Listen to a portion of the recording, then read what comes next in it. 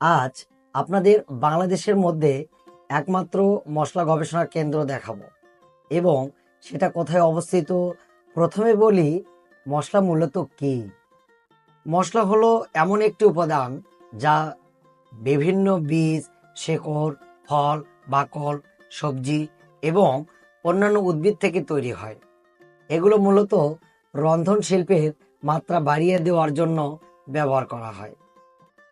মশলা গবেষণা কেন্দ্র 1995 সালে বাংলাদেশের বগুড়ার শিবগঞ্জে প্রতিষ্ঠিত একমাত্র মশলা গবেষণা প্রতিষ্ঠান।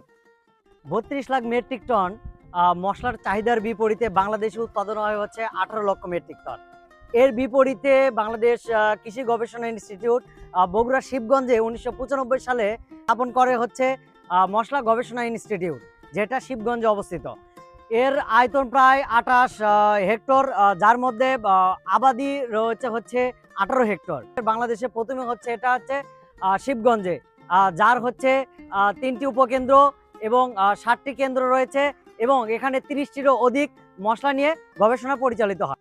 আর এই প্রতিষ্ঠানে আমাকে মাঝে মাঝে আসতে হয় বিভিন্ন পরামর্শ এবং মশলা চাষের ওপর ট্রেনিং নিতে। প্রথমে বলি, আমি একজন কৃষক পরিবারের সন্তান, তাই পড়াশোনার পাশাপাশি কৃষি উদ্যোক্তা হিসেবেও কাজ করতে হয়।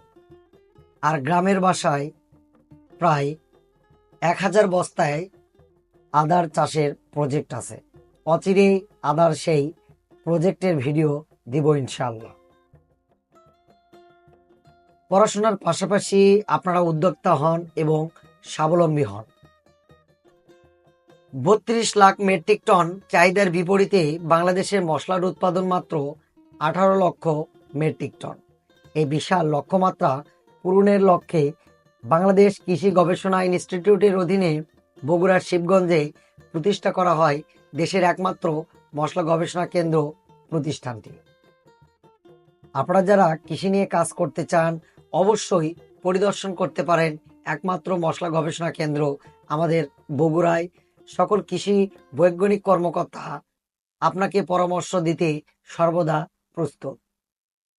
এ পর্যন্ত প্রায় 17 প্রকার মশলা নিয়ে গবেষণা চলছে, যার মধ্যে পেঁয়াজের নতুন জাত উদ্ভাবন, দারুচিনি, এলাচ, তেজপাতার চাষ পদ্ধতি নিয়েও কাজ চলছে।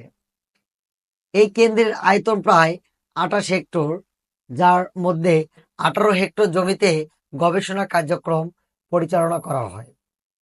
3টি আঞ্চলিক কেন্দ্র এবং 7টি উপকেন্দ্র নিয়ে 30টিরও বেশি দেশি বিদেশির মশলার ওপর গবেষণা কার্যক্রম পরিচালিত হচ্ছে।